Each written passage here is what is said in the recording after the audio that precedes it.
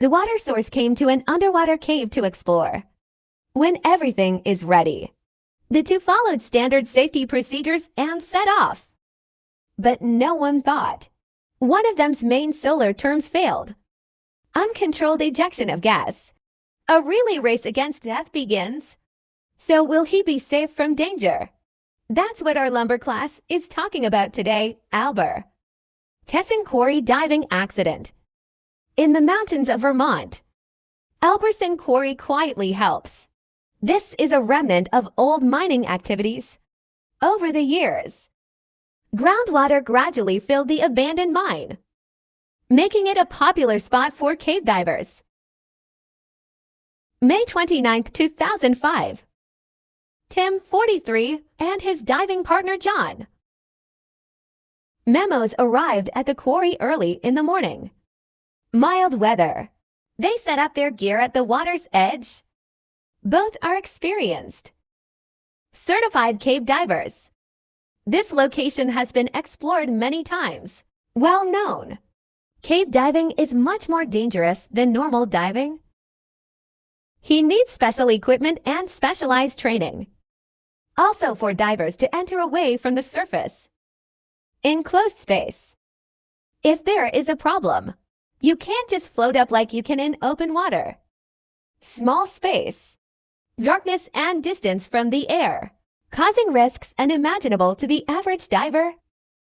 Many cave divers say, this experience is like exploring another planet. Beautiful but never tolerant of mistakes. 10 a.m. Two people are ready. Their kit consisted of 2 high-pressure cylinders. Contains approximately 3,000 psi of compressed air. Respiratory regulator. Powerful underwater searchlight. And guide ropes. One help. Divers find safety rope to escape in the dark. Unlike regular diving, cave diving equipment is more complex.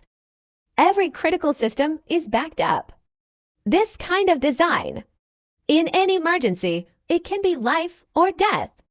The water temperature is about 11 degrees centigrade. So they put on heavy dry wetsuits. This kind of clothing can completely keep water out.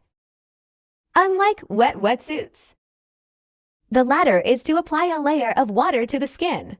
It's heated by body temperature. They dive into the quarry. The sun is rapidly disappearing. In seconds, their world shrinks too. Areas that are only illuminated by searchlights. Beams of light cut through the darkness like scissors. The underwater passage was built by miners many years ago. They dug it out. They will never think. This place will one day. It becomes an underwater maze. The ground is covered with silt. Once disturbed, it will quickly become cloudy. You can barely see straight ahead. Cave diving sources refer to this condition as mud fog. This is one of the most common dangers they face. Kick, or a wave of your hand can cause fine particles to rise. It can take minutes or even hours to settle. The two follow standard safety procedures. Use a fixed guide rope in the main passage. The rope runs along the wall of the hole. Even in a state of complete blindness, it can also lead them back. They go about 183 meters into the cave. That's the length of 2 football fields. To reach the end of the main rope. And here they're using jumper reels. A shorter guide rope. Connect with another fixed guide rope to safely enter another channel. This method prevents divers from getting lost in the bifurcated channel. They follow the new path for a short while. Decided to start the return journey. Maybe noticing a drop in gas volume. Or just follow a pre-planned dive. But then, on the return journey, disaster struck. The main solar term of Waymo Temple malfunctioned. Begin spontaneous flow and uncontrolled gas ejection. At a depth of 33 meters, This situation is extremely dangerous. It's a free-flowing regulator. Maybe in a few minutes, deplete the entire cylinder. Make divers lose air deep underground, but can't get up quickly to escape. Tim immediately initiated emergency procedures. Connect the standby regulator through a long tube. Hand it to Wemyss. This device.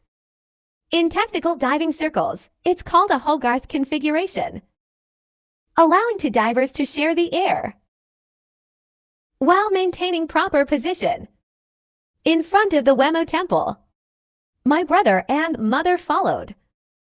Keep moving towards the hole. At first, everything went well. They made steady progress along the guide province to complete about 2/3 of the journey. The passage is narrow and dark. You have to tread carefully. Avoid stirring silts or hitting rock walls. Their searchlights cast moving shadows. Make distance judgment difficult.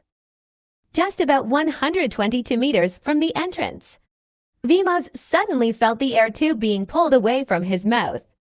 Loss of air source.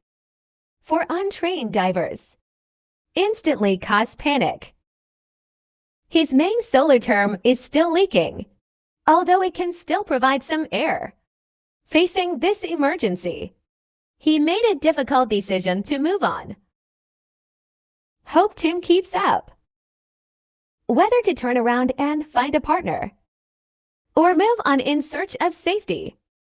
It probably only took him a few seconds to save the decision, but it has permanent consequences. He surfaced alone. The cylinders are almost exhausted. Only about 500 psi left. For most recreational divers, this is the absolute minimum residual air pressure. The dive must be terminated immediately. Tim was nowhere to be seen. Wemyss immediately called for help from the shore. There may still be a glimmer of hope. The partner has found another exit or is serving. He took off his gear with trembling fingers. Eyes keep scanning the water. Expect to see blisters or any signs. Explain that Tim may have taken another intersection. Escape this underwater labyrinth. Rescue divers arrived soon. All-out search for the day, but never found him.